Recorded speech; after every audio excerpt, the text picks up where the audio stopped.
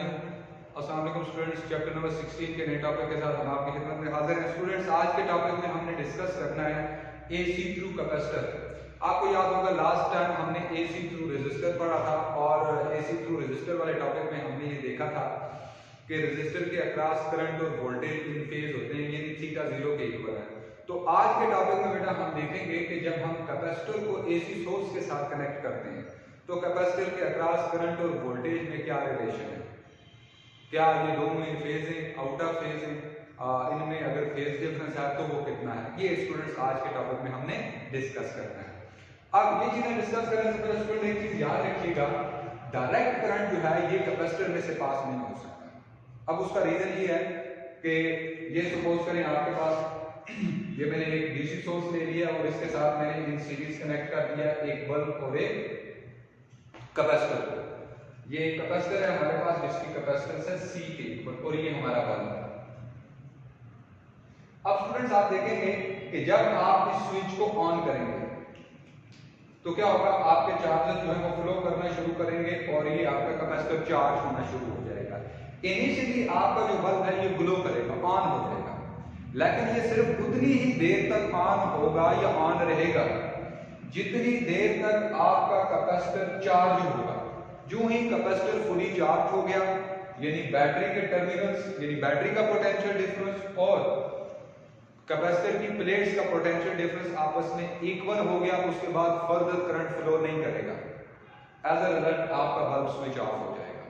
अब ये further current जो है ये फ्लो क्यों नहीं करता और सर्कल में सर्कुलेट क्यों नहीं करता, तो उसका रीजन ये है कि बेटा कैपेसिटर की प्लेट्स के दरमियान इंसुलेटर मौजूद है जो करंट के फ्लो को रोकता है। करंट सिर्फ उतनी ही देर तक इस सर्किट में फ्लो करता है जितनी देर तक आपका कैपेसिटर चार्ज होगा। चार्ज होने के बाद करंट का जो फ्लो है वो स्टॉप हो जाएगा। एज अ रिजल्ट बल्ब जो है वो ग्लो नहीं करेगा। बट स्टूडेंट्स, एसी के साथ जब हम अल्टरनेटिंग करंट सोर्स को किसी सर्किट में कनेक्ट करते हैं तो उसका केस थोड़ा सा डिफरेंट है। उसमें आप देखेंगे कि जितनी देर तक आप एसी सोर्स को सर्किट में कनेक्ट करके रखेंगे आपका बल्ब लगातार ग्लो करता रहेगा। वो डीसी सोर्स की तरह थोड़ी देर बाद जो है वो स्विच ऑफ नहीं हो जाएगा। तो उसका रीजन क्या है? तो उसका रीजन स्टूडेंट्स ये है, ये मैंने ऊपर लिखा गया है कि AC passing through a capacitor by charging and discharging phenomena. अब ये चार्जिंग और डिस्चार्जिंग फिनोमेना क्या है? आपने स्टूडेंट्स पढ़ा है कि एसी सोर्स जो है वो हाफ टाइम के बाद अपनी पोलैरिटी को रिवर्स कर देता है। यानी अगर आपके पास कोई एसी सोर्स है और उसका टाइम पीरियड है t, तो वो क्या करेगा, 0 से लेके t/2 तक let's say conventional current direction अगर हमने अगर ये क्लॉकवाइज फ्लो कर रहा है तो t/2 से लेके t तक ये जो करंट की डायरेक्शन है रिवर्स हो जाएगी और ये एंटी क्लॉकवाइज हो जाएगी। ये हम प्रीवियस टॉपिक्स में डिस्कस कर चुके हैं। तो अब कैपेसिटर के केस में देखिएगा, जब हमने एसी सोर्स को कनेक्ट किया कैपेसिटर के साथ तो लेट्स से इनिशियली इसका टर्मिनल ए पॉजिटिव है और बी जो है ये नेगेटिव है। तो इसका मतलब है इस प्लेट पे पॉजिटिव चार्ज आ जाएगा और इस प्लेट पे नेगेटिव चार्ज आ जाएगा। यानी चार्जेस जो है वो क्या करेंगे, इन दोनों प्लेट्स के ऊपर डिपॉजिट होना शुरू हो जाएंगे। एज अ रिजल्ट आपका बल्ब जो है ये ग्लो करेगा। अच्छा, अब थोड़ी देर बाद क्या होगा कि आपका ये जो एसी सोर्स है ये अपनी पोलैरिटी को रिवर्स करेगा। जो ही ये अपनी पोलैरिटी को रिवर्स करेगा इसका मतलब है ये टर्मिनल ए जो पहले पॉजिटिव था अब नेगेटिव हो जाएगा और बी जो पहले नेगेटिव था अब पॉजिटिव हो जाएगा। तो अब आपके चार्जेस जो पहले क्लॉकवाइज डायरेक्शन में फ्लो कर रहे थे वो फौरन क्या करेंगे, एंटी क्लॉकवाइज डायरेक्शन में फ्लो करना शुरू कर देंगे। इन अदर वर्ड्स, डीसी और एसी में जो मेन डिफरेंस यहां से सामने आता है वो ये है कि डीसी चूंकि अपनी डायरेक्शन को रिवर्स नहीं कर सकता इसलिए वो एक डायरेक्शन में फ्लो करते हुए कैपेसिटर को फुली चार्ज कर देगा, उसके बाद उसका फ्लो स्टॉप। लेकिन एसी के केस में क्या होगा कि इनिशियली ये अगर क्लॉकवाइज आपके चार्जेस फ्लो कर रहे हैं तो ये कैपेसिटर को चार्ज करेंगे।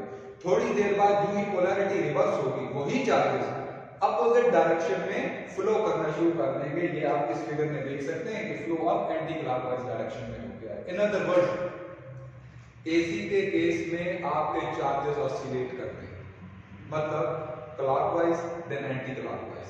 इस ऑसिलेशन की वजह से आपका ये बल्ब जो है जितनी देर तक ये सर्किट में एसी सोर्स कनेक्टेड है ये बल्ब ऑन रहेगा। जबकि इस केस में आपके चार्जेस डीसी के केस में जनरली चार्जेस सर्कुलेट करते हैं और उस सर्कल के अंदर कहीं पे भी अगर कोई इंसुलेटर या डाइलेक्ट्रिक है तो वो उस फ्लो को स्टॉप कर देगा। लेकिन यहाँ पे इंसुलेटर मौजूद है लेकिन वो इस फ्लो को स्टॉप नहीं कर रहा, तो उसका रीजन ये है कि चार्जेस सर्कुलेट नहीं कर रहे बल्कि ऑसिलेट कर रहे हैं। तो ये तो मेन डिफरेंस आ गया डीसी और एसी के फ्लो में। और इसमें हमने देखा कि कैसे जो है वो डीसी सोर्स जो है उससे आने वाला करंट कैपेसिटर को सिर्फ चार्ज कर सकता है, उसको वो सर्किट में चार्जेस को फ्लो नहीं करवा सकता या उसको उसकी सप्लाई को रोक देता है। बट एसी के केस में ये चार्जेस जो है वो लगातार सर्किट में मूव करते हैं यानी ऑसिलेट करते रहते हैं।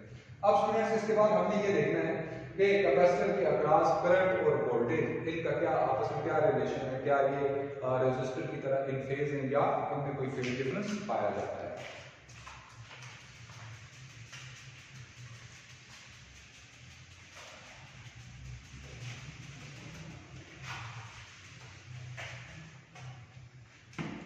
ओके स्टूडेंट्स, तो हमने पढ़ा है कि जब भी हम कैपेसिटर को एसी सोर्स से कनेक्ट करेंगे तो एसी सोर्स का जो आउटपुट है वो कितना है जी हमारे पास, as the output from in AC source is. ये स्टूडेंट्स हमने पढ़ा है कि एसी सोर्स का जो आउटपुट है ये होता है V equal to V naught sine of theta. इसे भी इक्वेशन 1 का नाम दे देते। अच्छा, अब कैपेसिटर की जो प्लेट्स हैं इनके ऊपर एट एनी इंस्टेंट कितना चार्ज डिपॉजिट हो सकता है? Charge deposited on either plate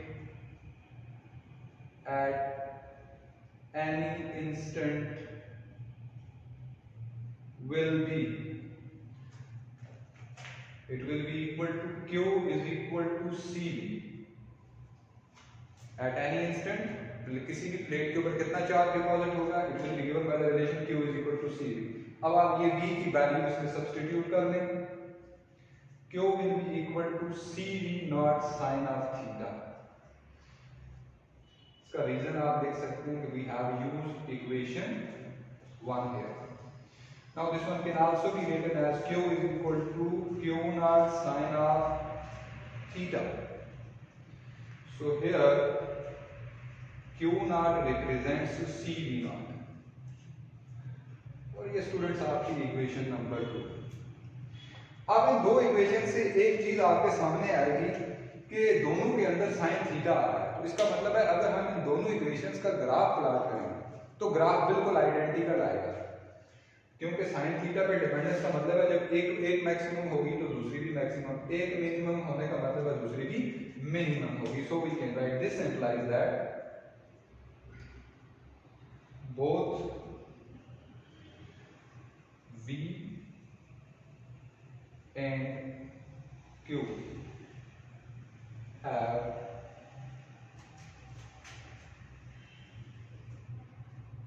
identical variations।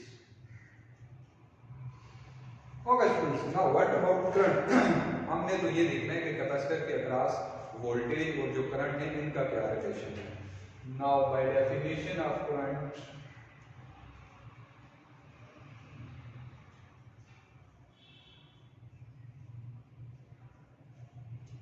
I is equal to delta Q by delta T।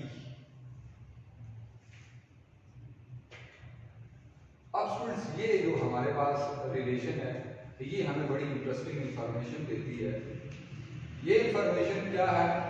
ये इक्वेशन ये कहती है बेटा कि अगर आपने I की वैल्यू को फाइंड आउट करना है Q से, तो वो आप फाइंड आउट कर सकते हैं कैसे कि आप Q वर्सेस टाइम का ग्राफ प्लॉट करें, फिर उसका स्लोप फाइंड आउट करें। ये basically Q over T slope को रिप्रेजेंट करता है, क्योंकि अगर आप टाइम को x एक्सिस पे ले लें और Q को y एक्सिस पे, तो स्लोप होता है राइज बाय रन, यानी ये Q by T in other word slope आ गया।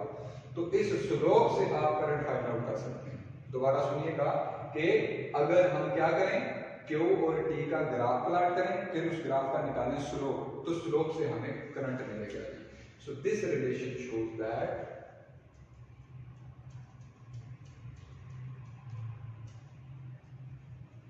that value of I at any instant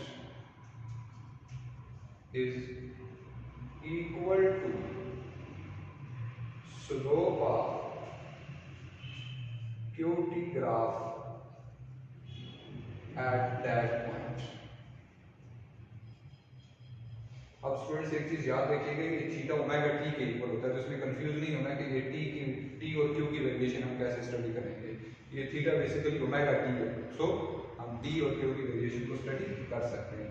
तो अब फिर स्टूडेंट्स हमने क्या करना है, ये हमारे पास जो तीन इक्वेशंस आ गई हैं, एक v की है, दूसरी q की है और थर्ड वन जो है i की है।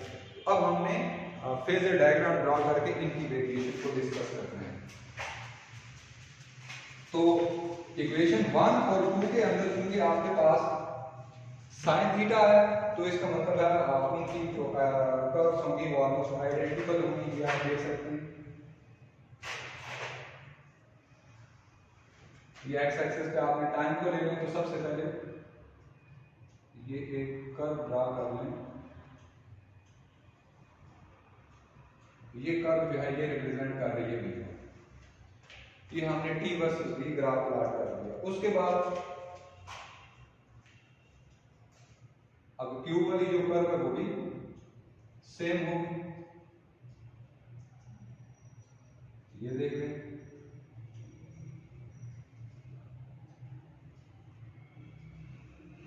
तो ये आपके पास q का ग्राफ आ गया।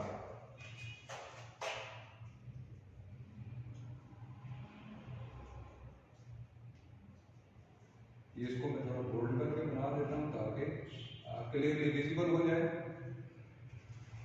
तो Q और V का ग्राफ तो हमने प्लॉट कर दिया। अब हमने कहा जी I की वैल्यू हमें ये I का ग्राफ कैसे मिलेगा। तो वो स्टूडेंट मैंने सामने लिखा है कि आप ये जो आपने ग्राफ प्लॉट किया है Q वर्सेस T, ये x एक्सिस पे आपने T लिया है और y एक्सिस पे आपके पास Q है। इसका स्लोप फाइंड आउट करें तो स्लोप से आपको करंट मिलेगा। तो आप स्टूडेंट जरा गौर से देखिएगा हम स्लोप और स्लोप से करंट कैसे फाइंड आउट करेंगे। अब क्योंकि हमारे पास फिगर के अंदर QT ग्राफ में कर्व्स बन रहे हैं, तो कर्व के ऊपर जहां पे भी आपने स्लोप फाइंड आउट करना हो तो स्लोप फाइंड आउट करने के लिए पहले आपको टेंजेंट ड्रा करना पड़ता है। तो टेंजेंट से हम वहां पे जो है वो फाइंड आउट करेंगे I की वैल्यू। ओके स्टूडेंट्स, तो सबसे पहले ये आप पॉइंट O पे आ जाए, इसको आप नाम भी दे दें O, ये A है, ये B है, ये C है, ये D है और ये E and up to so on. तो ये हमने इन पॉइंट्स को नाम भी दे दिए। सबसे पहले पॉइंट O पे है, स्लोप का स्टूडेंट्स आपने फार्मूला पढ़ा है, स्लोप होता है राइज डिवाइडेड बाय रन। अब अगर मैं इस पॉइंट O पे टेंजेंट ड्रा करना चाहूं, यानी जाहिर है अगर आपने कर्व का स्लोप निकालना है तो पहले आपको टेंजेंट ड्रा करना पड़ेगा। O पे अगर मैं टेंजेंट ड्रा करूं तो ये y एक्सिस वाली लाइन को थी टेंजेंट होगी। अब जरा इस लाइन में आप चेक करें, इस लाइन के अंदर यानी इस पॉइंट O के ऊपर आप देखेंगे जब मैं स्लोप निकालूंगा तो ये जो टेंजेंट मैंने ड्रा किया है इस टेंजेंट के अंदर राइज तो मौजूद है लेकिन रन 0 है। ये सिर्फ वर्टिकल जा रहा है, हॉरिजॉन्टल नहीं जा रहा है, इसलिए इसके अंदर रन की value 0। Anything divided by 0 is infinity. इसका मतलब है पॉइंट O के ऊपर हमारे पास जो करंट है वो मैक्सिमम होगा। तो इसीलिए ये कर्व जब मैं स्टार्ट करूंगा करंट के लिए तो उसके लिए इनिशियल पॉइंट ये मैक्सिमम वैल्यू से मिलेगा, ये यहां।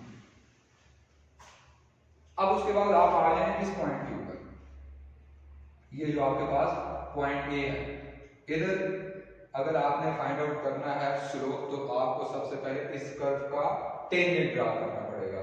तो टेंजेंट स्टूडेंट्स आप देखेंगे ये जो Q वाला ग्राफ है इसमें ये जो डॉटेड लाइन मैंने ड्रा की है ये इसका टेंजेंट आ गया। टेंजेंट ऐसी लाइन है जो कर्व को या सर्कल को सिर्फ एक पॉइंट पे टच करेगी। तो अब जरा गौर करें, इस लाइन के अंदर राइज 0 है बट रन मौजूद है, इसका मतलब 0 वैल्यू आ गई। तो इस A के कॉरेस्पॉन्डिंग ये फिर आप जहां पे वर्टिकल वैल्यू 0 है वहां पे पॉइंट लगा दें। तो इसका मतलब स्टूडेंट्स हमें एक सीक्वेंस मिल गई कि जहां पे Q 0 है वहां पे I मैक्सिमम होगा और जहां पे Q मैक्सिमम है वहां पे I 0 होगा। तो इसी वेरिएशन को सामने रखते हुए हम फर्दर पॉइंट्स जो है वो लगा लेते हैं कि यहाँ पे 0 है तो ऑब्वियसली ये मैक्सिमम वैल्यू देगा, यहाँ पे मैक्सिमम है तो ये फिर 0 हो जाएगा, यहाँ पे ये मिनिमम है तो फिर इसका मतलब है कि मैक्सिमम होगा। मैक्सिमम है तो यहाँ पे मिनिमम हो जाएगा इन अप टू सो। तो अब इन तमाम पॉइंट्स को हम ज्वाइन करते हैं तो ये हमारे पास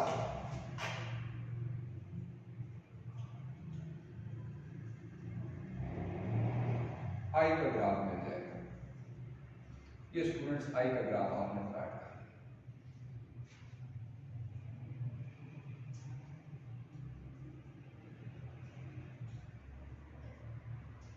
और स्टूडेंट्स ये जो आपका डायग्राम आपने ड्रा किया है, इस डायग्राम की हेडिंग आपने याद रखनी है कि ये बेसिकली रिप्रेजेंट करती है फेजर डायग्राम।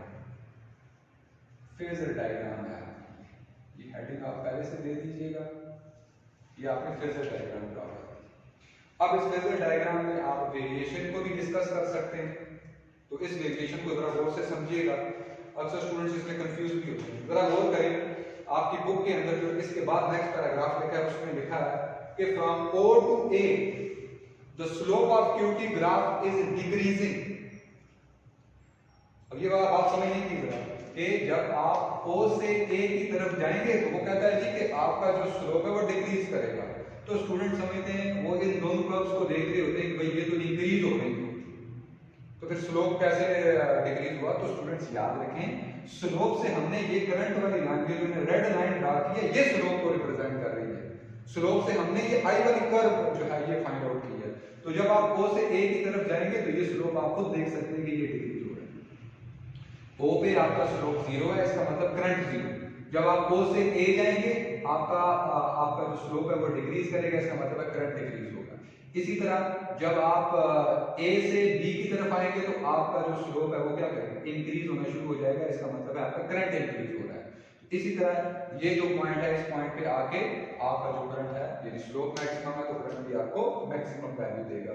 तो इन पॉइंट्स को आप नाम दे सकते हैं P, Q, Q ना दे दें क्यों के लिए हमने चार्ज का यूज किया हुआ है, N, S, T and so. तो ये स्टूडेंट्स आपकी फेजर डायग्राम, और उस फेजर डायग्राम से हमने वेरिएशन को डिस्कस किया। तो अब इस फेजर डायग्राम से ही हमने वेक्टर डायग्राम ड्रा किया। वेक्टर डायग्राम क्या होगी? तो अभी हमने फेजर डायग्राम से देखा कि जो करंट है वो V को π/2 लीड कर रहा है। सो जब हम इनके वेक्टर डायग्राम ड्रा करें तो according to the rules I को हम वर्टिकल डायरेक्शन में ड्रा करेंगे और V को हॉरिजॉन्टल डायरेक्शन में, और इनके दरमियान फेज डिफरेंस कितना है? π/2 है। अब स्टूडेंट्स असल चीज कि I V को लीड करता है, इसके फिजिकल मीनिंग्स क्या हैं? तो इसके फिजिकल मीनिंग्स बड़े सादे हैं। बड़ा आपने देखा होगा कि इनिशियली जब आपका कैपेसिटर अनचार्ज है, आपने AC सोर्स के साथ उसको कनेक्ट नहीं किया तो उसकी प्लेट्स के दरमियान पोटेंशियल डिफरेंस जीरो है। अब प्लेट्स के दरमियान पोटेंशियल डिफरेंस कब क्रिएट होना शुरू होगा? जब आप उसको चार्ज देंगे। तो चार्ज के लिए लाजमी है कि पहले करंट का फ्लो हो, इसीलिए कैपेसिटर के अक्रॉस पहले करंट का फ्लो होगा, उसके बाद जाके उनकी प्लेट्स के दरमियान पोटेंशियल डिफरेंस क्रिएट होना शुरू हो जाएगा। यानी initially current maximum, voltage zero, और उसके बाद जब आप देखेंगे कि आपका कैपेसिटर फुली चार्ज हो गया तो पोटेंशियल डिफरेंस मैक्सिमम हो जाएगा और करंट का फ्लो स्टॉप यानी करंट जीरो हो जाएगा। So this is the meaning of I leaves V by π/2 means initially current maximum flow करेगा, उसके बाद जो पोटेंशियल डिफरेंस बढ़ना शुरू करेगा तो करंट का जो फ्लो है वो कम होता जाएगा, क्योंकि उसको कैपेसिटर पे डिपॉजिट होने वाले चार्जेस अपोजिशन प्रोवाइड करेंगे। फाइनली जब V मैक्सिमम होगा तो I जीरो हो जाएगा। तो ये थी वेक्टर डायग्राम। इसके बाद हम डिस्कस करेंगे रिएक्टेंस ऑफ कैपेसिटर से क्या मराद है। जिस तरह आपने पढ़ा स्टूडेंट्स के रेजिस्टर की जो अपोजिशन है उसका नाम रेजिस्टेंस है, बिल्कुल उसी तरह कैपेसिटर जो है और करंट को जो अपोजिशन प्रोवाइड करता है उसका नाम है रिएक्टेंस ऑफ द कैपेसिटर। और इसको डिफाइन कैसे करते हैं? The opposition offered to flow of charges across the capacitor is called reactance, and mathematically it can be expressed as it is represented by Xc and it is equal to Vrms divided by IRMS. And remember that its unit is ohm. just like resistance. Further, what is the relation of Xc with frequency? Relation between Xc and F. So याद रखिएगा students कि Xc जो है ये हमेशा किसके equal होता है? Xc is equal to 1 by omega c. ये एक डिराइव्ड रिलेशन है और इसकी डेरिवेशन एक और अलग वीडियो में बना के बहुत जल्द अपलोड करने वाला हूँ, उसमें स्टूडेंट्स आप देख सकते हैं. But for the time being इस टॉपिक के लिए आप याद रखें कि Xc किसके इक्वल होता है? 1 बाय ओमेगा c. और इसको हम इस तरह लिख सकते हैं Xc is equal to 1 by 2 pi F C. From this relation we can see that Xc has inverse relation with the frequency. This implies that greater the frequency, smaller will be the reactance. And also remember student कि जो reactance है इसका reverse होता है.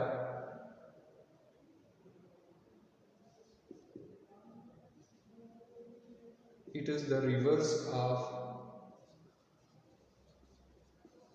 Susceptance.